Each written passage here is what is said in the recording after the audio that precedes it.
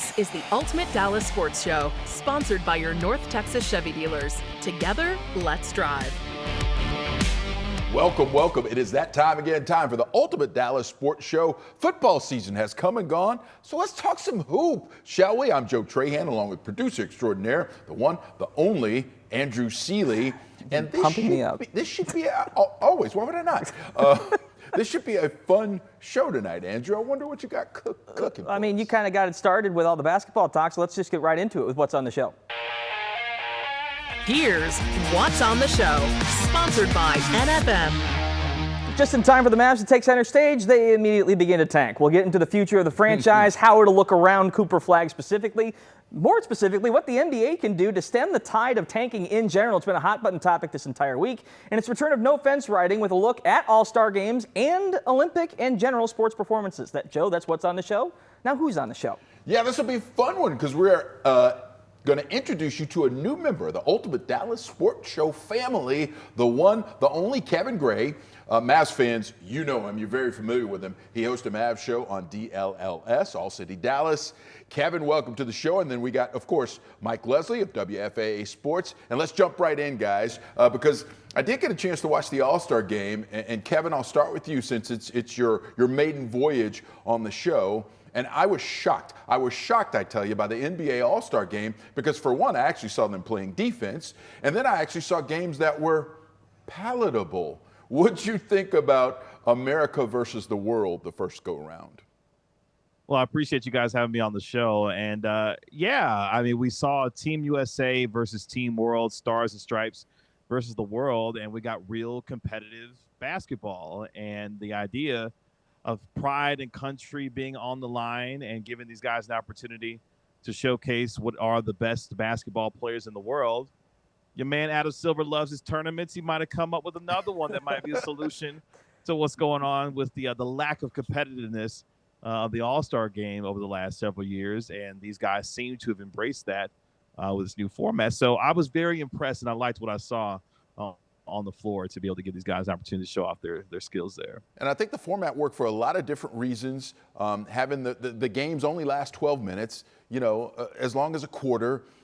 It was long enough to make it interesting, but not too long that players or fans lost interest. Mike, what'd you think about the reaction to it all?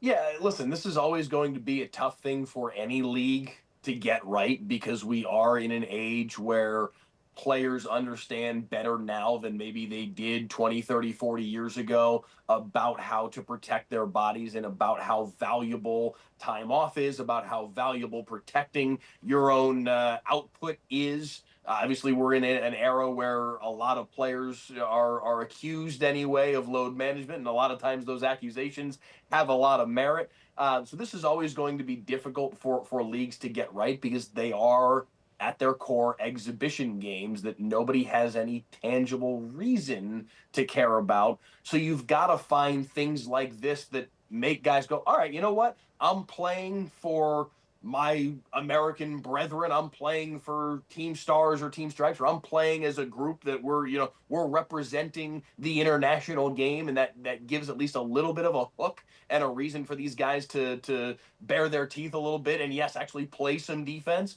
It's a step in the right direction because what we've seen for a very long time at this point in all sports, in all-star games, has become very hard to watch. So it's, if nothing else, it's a step in the right direction. The thing that I wanted to jump on, though, is the players caring. Like, that's the thing. Victor Wembanyama came out and set the tone. Anthony Edwards acknowledged it. I mean, the first dunk right out the gates is kind of a shock to the system. I'm like, oh, okay, we're going to see something interesting here. That's how all of this has begun. Even going back to the game that was played after Kobe Bryant and Gigi died, there was that sense of we need to put on a show. This has always been about the players caring. And if they care, we'll get something out of it, Joe.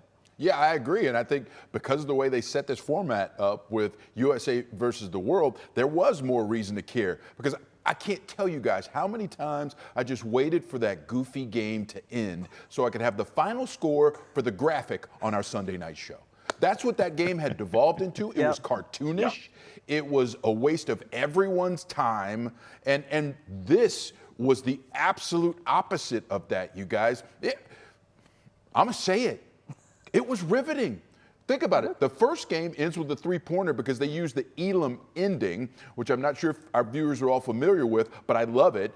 Because it went to overtime, they set a target score, and it was untimed. It happened to be 5 points in this case. And it was great because, the team shoots a three to win it. It's a walk-off three. The next game goes to a buzzer beater. I mean, it was quality entertainment, and that's the last thing you expect from the NBA All-Star Game. So I just wanted to bring that up because, like you said, Kev, I think Silver may have just stumbled upon another tournament that kind of works. Might make a little more money for the brand and bring interest back in what for years, you guys, when I was growing up, and I am an old, but let Uncle Joe tell you about how things used to be back in the day. That All-Star Weekend was a spectacle, and we all waited for it, and we waited for the slam dunk competition. That still isn't fixed, but we couldn't wait for it, and we couldn't wait to see that game. And while it wasn't that level, I think they may have fixed it. And I think it's important for the NBA. And more importantly, I think it's important for NBA fans. All right. One thing I wonder, though, is how long does it last? True. That's always a good point. We've seen, like what Andrew referenced with the Kobe thing. That worked for a minute. Like that first game after Kobe passed away and they were playing those last 24 points like their lives depended on it. That year, it was really good theater. And then it tapered off again. So this worked for this year. I feel like what we're probably going to see is they're going to need to recycle it every 4 or 5 years and find something new, some new hook to get the guys to carry it. I do think the one thing that'll help right off the gate is, right out of the gate for this one, is the fact that Luka and Giannis didn't play this year.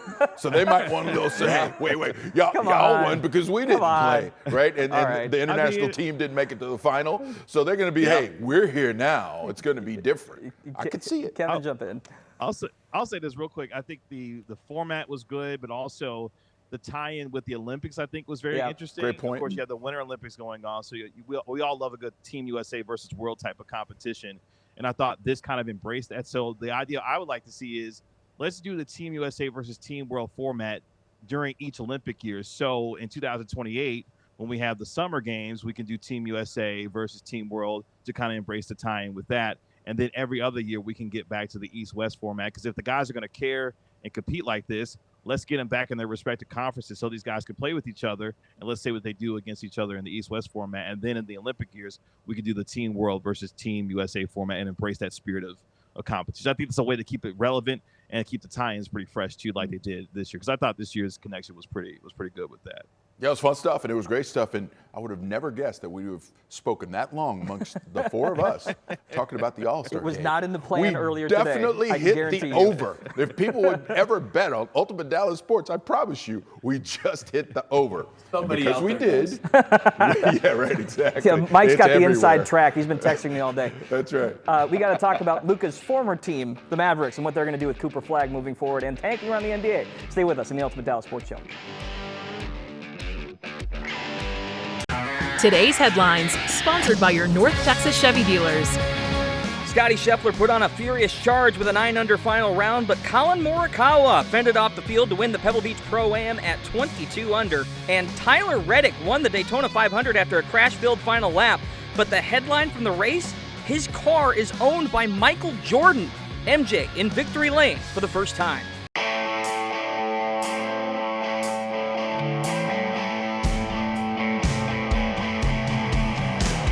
We didn't have much of a chance to talk about it last week because the Super Bowl was going on, but the Mavs move on from Anthony Davis. Start the rebuild process, Joe. Your first reaction to what is going to be an interesting couple months here for the Maverickville? Yeah, listen, I mean, I think it's time to tank. They can't tank quick enough. Listen, they've got to do everything that they can to try and start building around Cooper Flagg. He's the face of the future, face of the franchise, and the sooner you can get more draft capital and more ways to surround him with the talent that will make him as good as he could be, I think that's what they need to do. And listen, a lot of people talked about what they got for the Anthony Davis trade. You weren't going to get a whole lot anyway. So ripping that Band-Aid off the way they did and making the move now and getting it done and getting it over with and getting on with your life as a Maverick fan, I think is a really good thing. Mike, what do you think? Yes, move on. That is absolutely what they had to do.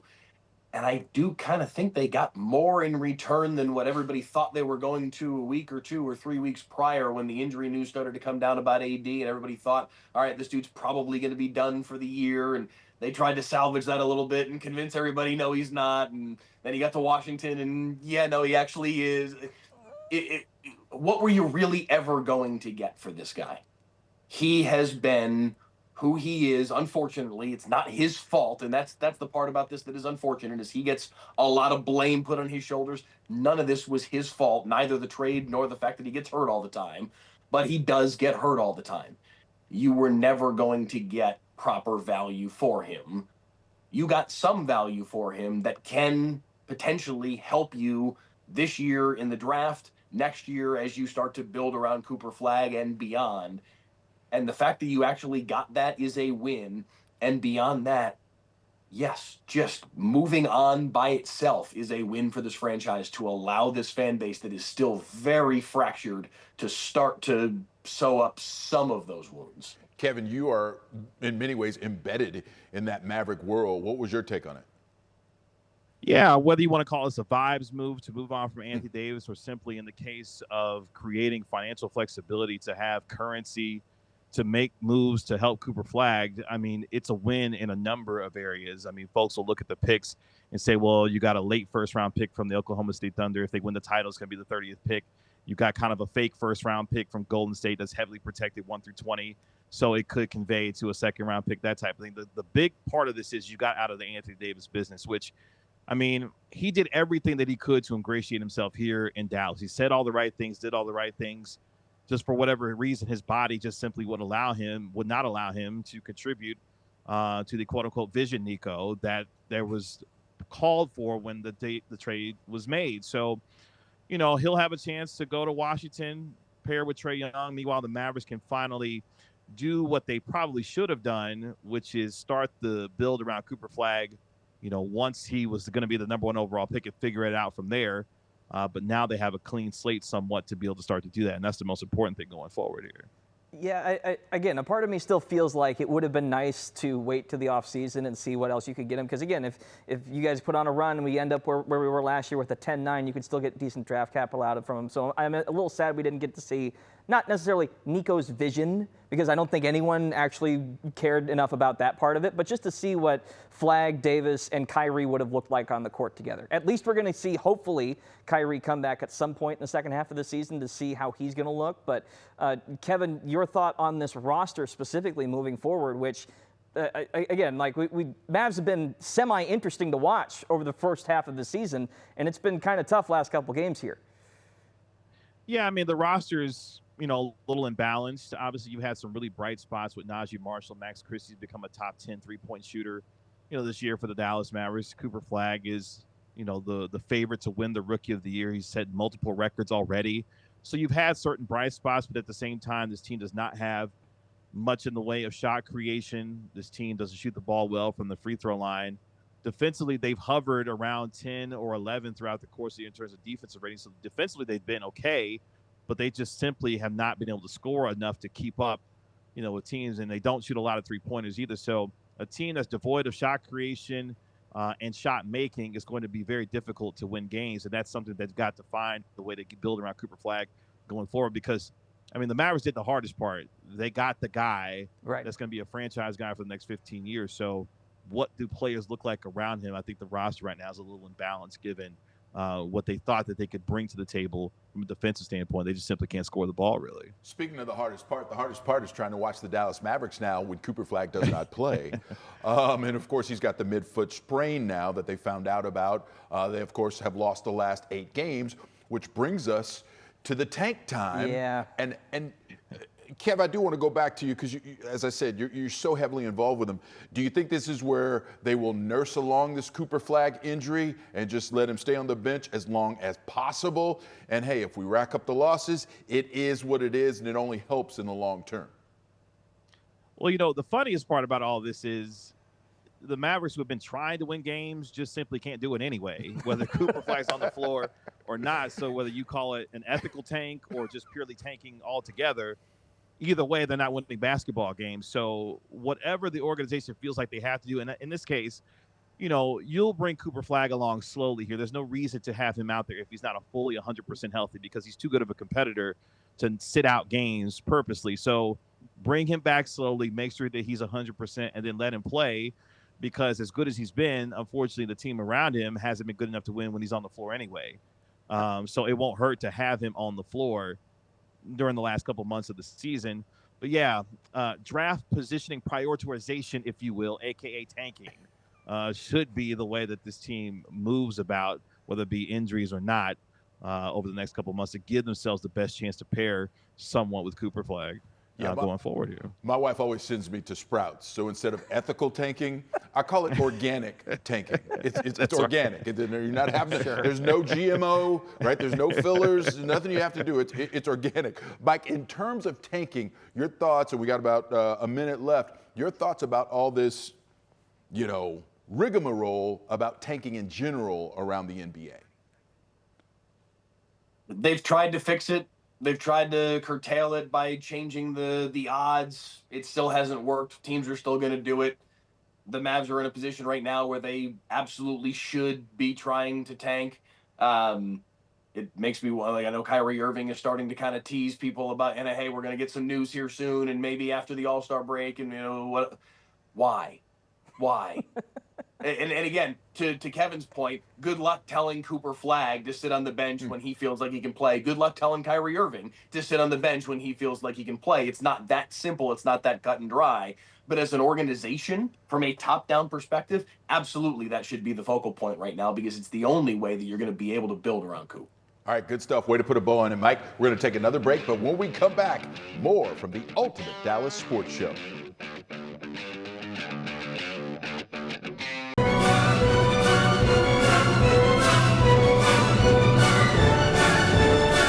Welcome back to the Ultimate Dallas Sports Show. Time now for everyone except Michelle's favorite game, no fence riding. For the uninitiated, I've got a series of statements for our panel. They have to decide which side of the fence they're on, no riding it, or they get called out like Jonah did a couple weeks back. All right, let's kick things off here. Number one, we have become numb to greatness. I thought about this a lot after Ilya Malinin, the self-proclaimed quad god, failed to medal in an event he was the heavy favorite in. And a lot of discourse online centered around how he wasn't able to handle the pressure in that moment. We should do a better job to alleviate that press, all that kind of stuff. While I sympathize with him, the fact of the matter is this. A lot of GOAT athletes have faced that pressure and risen to the occasion. That's why they're the greats. Just because you're the best in the world doesn't mean you'll come through. Kevin, your thoughts here? I agree with that. We have become numb to greatness. You used an Olympic example. I'll use another one in Simone Biles, who was a heavy favorite several years ago to become a gold medalist again. And obviously she had the issues that she did, but she was able to make the comeback to become back at the top of the sport. Once again, that's part of the fun journey when it comes to watching these athletes overcome, trial and tribulation to get back to where they were at the top of their respective sports. So, yeah, I think we have become numb to greatness, and it's a shame because these athletes are as good as we've ever seen, whatever sport you choose to watch it these days. Mike, hop in. It speaks to the immense pressure that the Olympics provides that no other sport does. Your bites at the apple are so much fewer and farther between. Now he's going to have to wait until 2030. Any of these other athletes that we are talking about, whether it's Patrick Mahomes tearing an ACL a couple of months back, or any of the guys who recently came close but didn't quite get there. Drake May is going to get another shot in 6 months. Ilya Malinen's going to have to wait for a very long time. So there is a difference. There is a fundamental difference in the pressure that an Olympic athlete faces, because this might be, depending on what his future looks like from an injury perspective, this may have been his only chance. He may be, probably not. He's still a young man. He may have another chance 4 years from now, but it's plausible, it's possible that this was his only shot. So we're grading on different curves here for the athletes that we normally cover in professional sports against Olympians. Joe, I do think there is a numbness to greatness. The curse of excellence is expectation. And I do think our expectation levels are no longer commensurate to understanding the difficulty with which it takes to create these incredible sports moments. And because we have become ruled by the phone that is ruled by moments, and you see all these moments time and time and time again, there is certainly a numbness that comes with it. All right, moving on. Got to go quick here. Number two, personally, it's okay to let all-star games go the way of the dinosaur. I know the NBA is trying and seems to have succeeded in saving the All-Star game format. But for those who didn't know there was a Pro Bowl game this year, I watched maybe 15 total seconds of it, and I think the NFL is going to be all right. All-Star games were to honor the best, but mainly because they needed visibility for great athletes in other markets. Joe, your thoughts here? I think it's a great point. A lot of that visibility now is on social media, which I just kind of blame for the other issue. Right. But in terms of this one, I do think it helps these athletes. They're able to monetize it, and they don't need to go to these all-star showcases. Why does an NFL player need a showcase if they're great? Really? They're showcased enough. It has become our national pastime, so the NFL certainly doesn't need it. But I do like the idea of the best in any given sport having an opportunity to play together. There's still something about that I love. Kevin? Do away with the Pro Bowl games, keep all the other All-Star games. That's a fair assessment. Mike, what do you think? I'm good with naming All-Stars and naming Pro Bowlers, but I don't need to see them actually play in the game. It's a line on the criteria for getting into the Hall of Fame, so it matters in that regard. But it does not matter in terms of the actual games. They're all tanking in terms of viewership, and there's a reason, because none of us care. I was going to say, Mike barely tuned into this one, and it was actually good. Yeah, exactly. Kevin and Mike, thank you so much. We really appreciate your time on this Sunday. Joe's final take coming up next. Great debut, Kevin.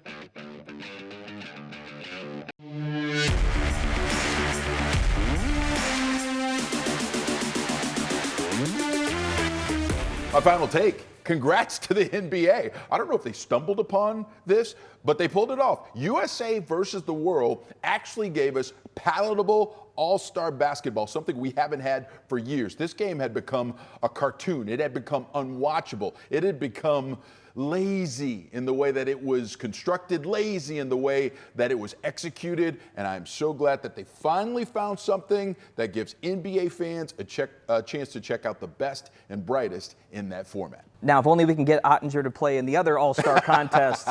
Seriously, what is he doing on the Team USA bench? What is going on? Get Jake in the game. Free Jake. Yes. Free Hashtag. the Otter. Get it trending. Yes, I love it. All right, great stuff. Great show. Way to set it up. He's the one and only Andrew Cely. Yours truly, Joe Trahan. Thanks so much for joining us tonight, folks. That's it. That's the Ultimate Dallas Sports Show. This has been the Ultimate Dallas Sports Show, sponsored by your North Texas Chevy dealers. Together, let's drive.